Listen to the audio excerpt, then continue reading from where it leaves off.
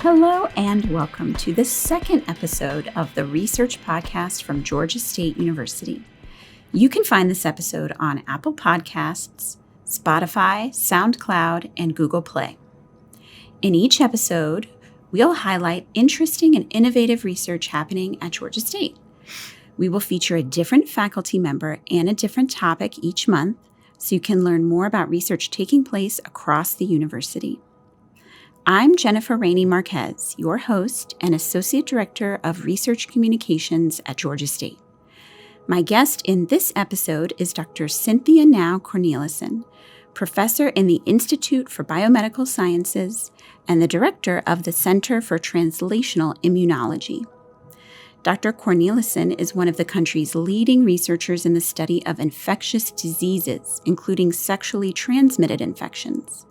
Today, we're going to chat about her work to develop a vaccine for gonorrhea, which affects hundreds of thousands of people in the U.S. every year and is rapidly becoming resistant to virtually all available treatment. Thank you so much for joining us. It's my pleasure. So, in the U.S., record high numbers of people are getting infected with sexually transmitted diseases, including syphilis, chlamydia, and gonorrhea, which you study. What are some of the reasons behind this STD epidemic that's happening now? You're right. The incidence of all these sexually transmitted infection pathogens has increased pretty rapidly over a short period of time. Between 2014 and 2017, incidence of gonorrhea increased 67% in the United States alone. And that's similar increases are noted in other countries as well. The increase in syphilis was noted, again, in the United States in that time period to be 76%, which is huge. Chlamydia increases are in a similar range. So the reasons for this are really complicated, and there are lots of reasons. But one reason is that pretty much all populations are not using condoms as effectively or at all.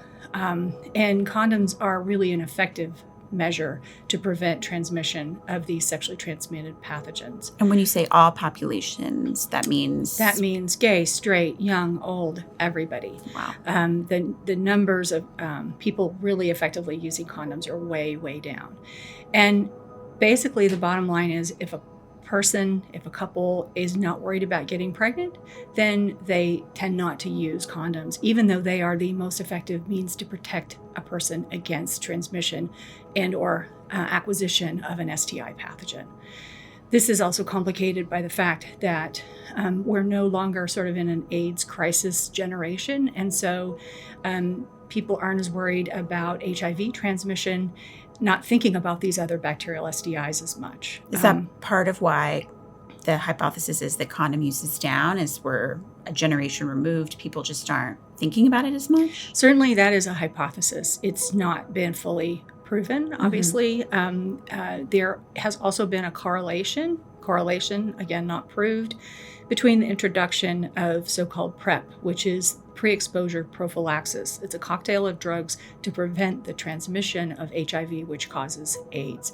And it's a very effective measure to prevent transmission of that virus, but it doesn't prevent the transmission of anything else. And so again, populations who think they're not at risk of HIV transmission or acquisition then don't feel like that barrier method is necessary. And so that may lead, and again, it's a correlation, it may lead to riskier behaviors, including less condom use. Right.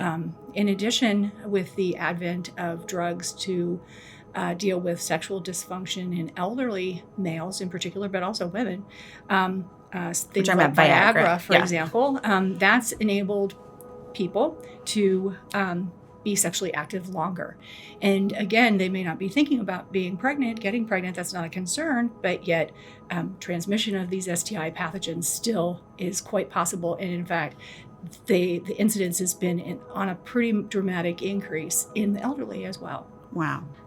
Let's talk a little bit about how gonorrhea affects the body. Like, I think a lot of people think oh, HIV, HIV, I know that can turn into AIDS and kill you. Gonorrhea, do I really need to worry about that?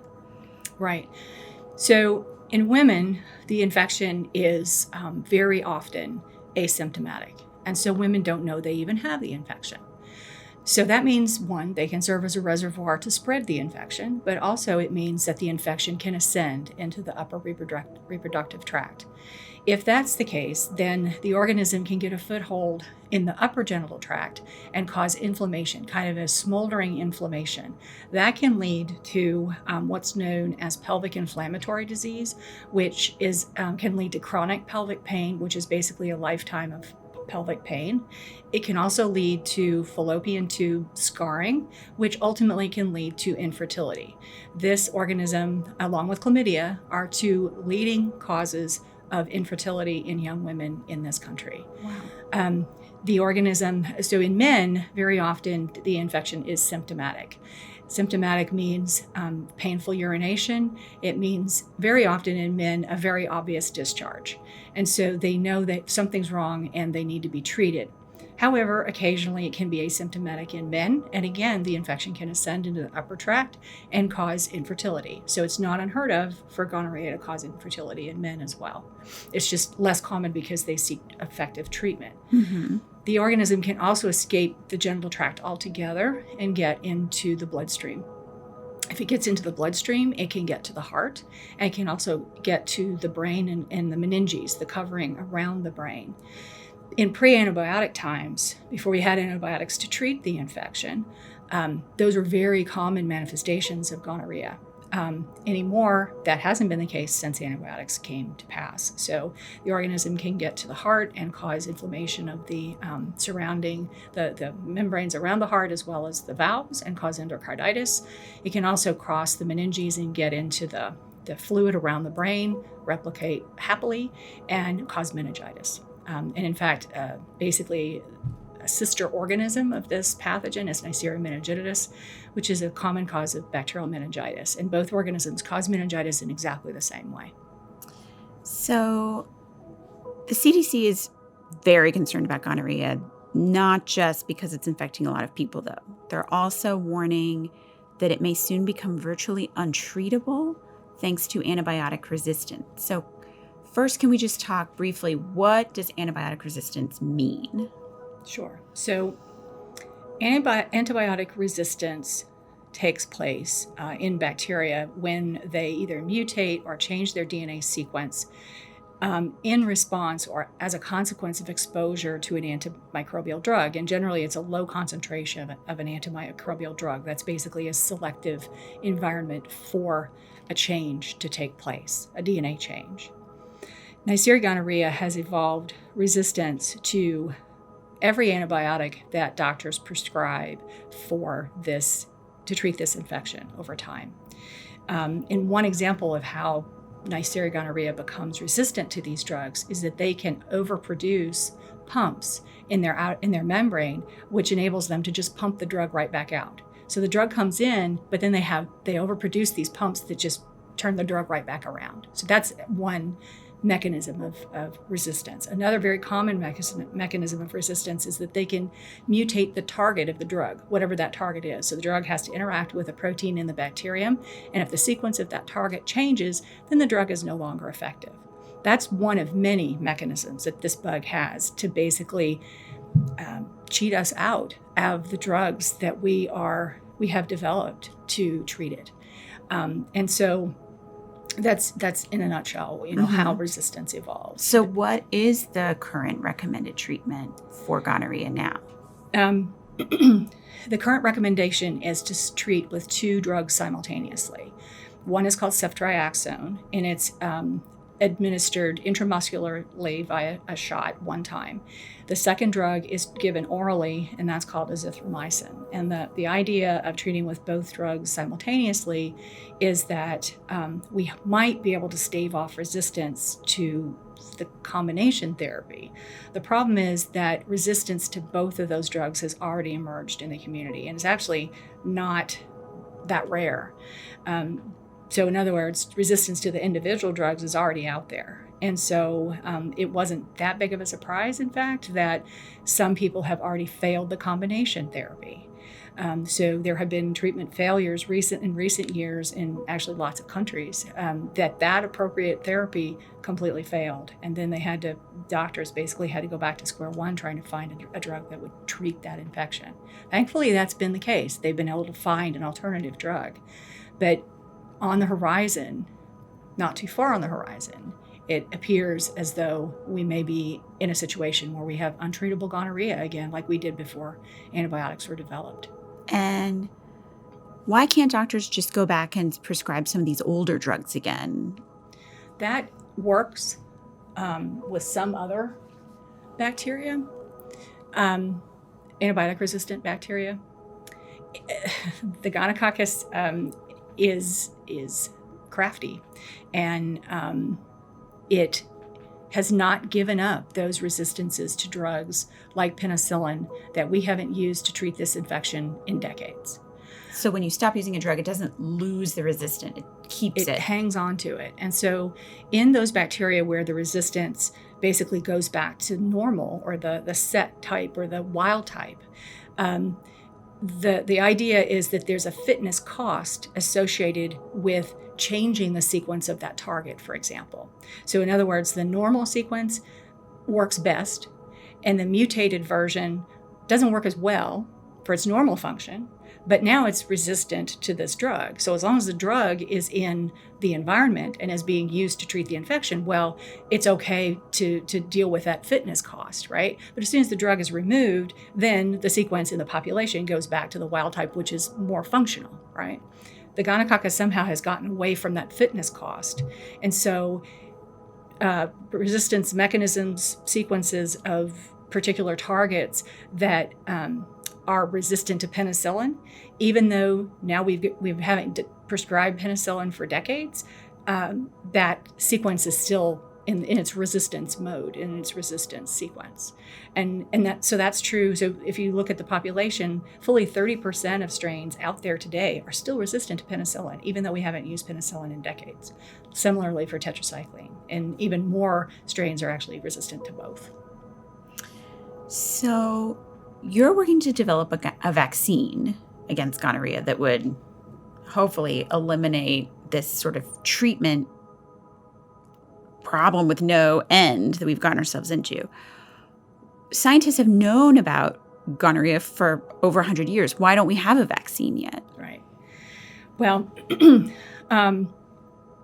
this organism has been with us for millennia, really, and is very exquisitely adapted to us. So that means it's only in humans? It's only in humans.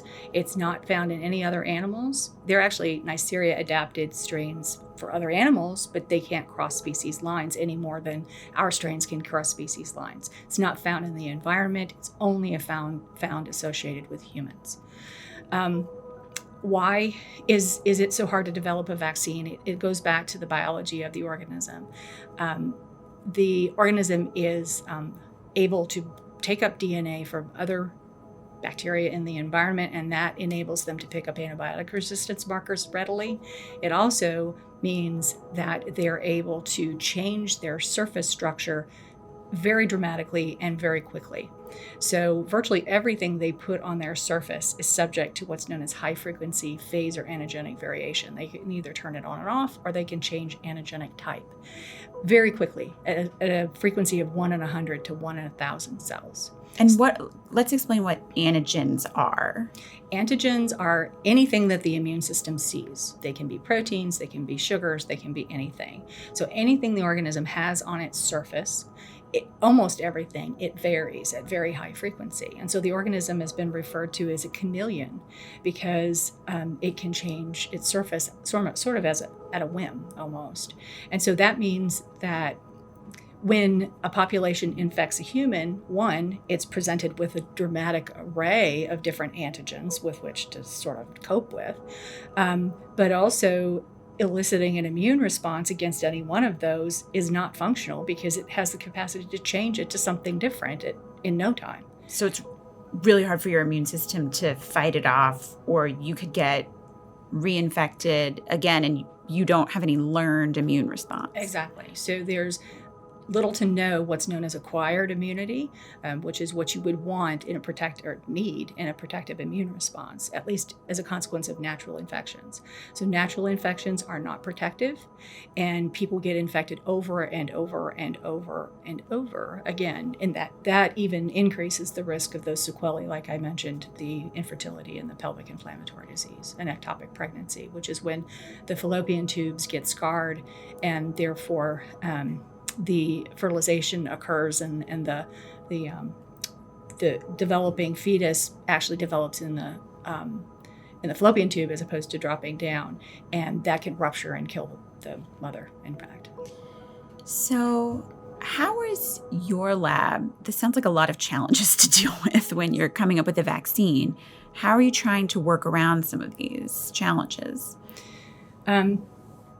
Well, one thing that we can't do, which is what has happened with most vaccine development efforts, one thing we can't do is to look at an immune population and say, why are they immune? And then take a lesson from that immune response and go back to the lab and sort of redevelop a vaccine that will recapitulate that. We can't do that because the natural infection doesn't elicit protective immunity. So that's a strike against sort of the whole field, basically. So most vaccines, you could sort of look at how the body has successfully fought it off and then work backwards. Yes. But you can't do that. Exactly. So what we've opted to try to do is to focus on conserved transporters that enable the organism to take in necessary nutrients. We think that if we can basically block that process of nutrient uptake, that we can essentially starve and kill them. So when you say transporters, what does that mean exactly? That means a protein, almost a pump, but it's going towards the inside as opposed to the outside. Like I mentioned, the antibiotic pumps that pump drugs out, these things bring nutrients in. Okay. And they're on the surface of the bacteria, and they interact with host proteins in order for the bacterium to bring in necessary nutrients. And the nutrients that we're specifically focused on are metals, namely iron and zinc currently. We focus on those because all bacteria need those metals for their basic metabolism, and they, because they have to have them, if they're prevented from access, then they can't grow. And we know that's both true in the host, and we know that's true in the laboratory. Actually, human hosts have sort of gotten wise to this need as well and have developed a strategy known as nutritional immunity. Basically, they produce these proteins that hide these metals away from bacterial invaders, and in so doing, prevent many bacterial infections. High free iron and free zinc in a host is always makes a person more susceptible to a bacterial infection. But if they're sequestered appropriately by proteins like transferrin and calprotectin, then bacterial invaders are inhibited from growing. Well, the Neisseria, they can't get to the proteins or to the metals that they need to grow. Exactly. And so if they can't get the metals, then they can't do their metabolism, and they just can't grow. The Neisseria have, again, evolved with us for so long. They recognize our, and specifically human, transferrin, and specifically human calprotectin. They have these transporters on their cell surface that specifically recognize those human proteins that have metals bound to them, and they can extract the iron and bring it on into the cell. And so because this is a necessary process and they're on the surface and they have to be deployed in order for the bacteria to grow, we think those might be good targets for immune therapy, or not so much therapy, but prevention. So they're basically going up to these proteins that are hiding the metals and just sucking them right out. Yep. And preventing that entire defense from working. Yep. So do these receptor targets or whatever is on the surface of the bacteria that allows them to do this, did those change super frequently? Like you were talking about, these other antigens change super frequently? Right. Some of the iron transporters do, and those aren't the focus of our research efforts for the most part. What we are focused on more so are those that are produced by all strains, that are produced under all conditions, at least low metal conditions, and the inside of the host is a low metal condition, and those that are not subject to high frequency phase or antigenic variation. And two of those that I already mentioned are transferrin and calprotectin. We're focused on those two transporters as potential vaccine targets for that very reason. So I know you recently received a large grant, more than $9 million from the National Institutes of Health to fund this work and sort of progress down towards a vaccine. How much or what still needs to be done before we actually have a vaccine available? There's a lot that still has to be done. NIH has committed a lot of money to not only developing a gonorrhea vaccine, but also a chlamydia vaccine and a syphilis vaccine for the reasons that we talked about at the beginning of this. The gonococcus, because of its antibiotic resistance, is now considered an urgent threat pathogen. And so the NIH is really committed to making this vaccine development a big push, a high priority. But there's still a lot to determine, or there's a lot to learn and a lot to establish before we can move into humans, obviously. We have to identify the right protein targets. I just gave you the rationale for why we're focusing on a couple of them, but we don't know whether an immune response against those proteins will be protective. We just don't know that yet. We don't know how to deliver the vaccine. There are lots of different routes that they could be delivered. We haven't tested that yet. We also don't know what adjuvant will spur the right type of immunity, again, to be protective.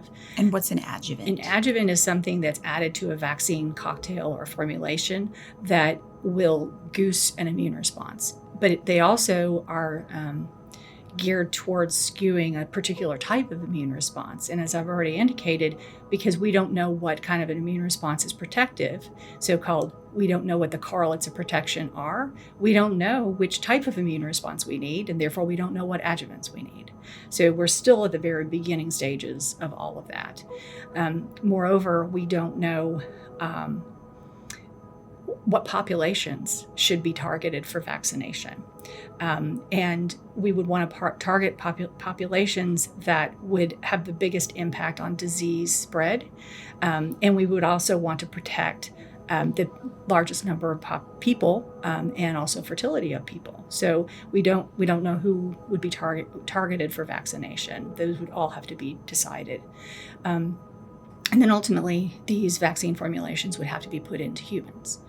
And tested in clinical trials. Exactly. So the aspects that I mentioned up to the human trials are all aspects of the funding that we just got from NIH. That is, which antigens, which vaccine routes, which adjuvants, all tested in animal models. And also these questions about what populations might be the best ones to target for our biggest impact. Those are all aspects of this funding. In terms of a timeline, there is a meningococcal vaccine that was deployed relatively recently against what's known as group B meninge. And it, again, causes bacterial meningitis. It was developed in a very similar way to what I just described. From antigen discovery to actually being put into people as a licensed vaccine took about 20 years. Wow. But they also had a head start on us because they had correlates of protection to protect against meningococcal disease, because meningococcal disease is protective. So they knew what they were looking for in terms of an outcome. Meaning they could do the working backwards part that we talked about. Yes. And that still took 20 years. So I think we're probably on the outside of 20 years until this really actually gets put into people. Well, given what you said earlier, it sounds like it cannot happen fast enough. That's true. Thank you so much for joining us today and sharing your work. It's been a pleasure speaking with you. It's been my pleasure as well. This has been the Research Podcast from Georgia State University, featuring Dr. Cynthia Cornelissen, professor in the Institute for Biomedical Sciences and the director of the Center for Translational Immunology. For more conversations about research taking place across Georgia State, look for the Research Podcast on Apple Podcasts, Spotify, SoundCloud, and Google Play. Thanks for listening, and be sure to subscribe so you don't miss future episodes.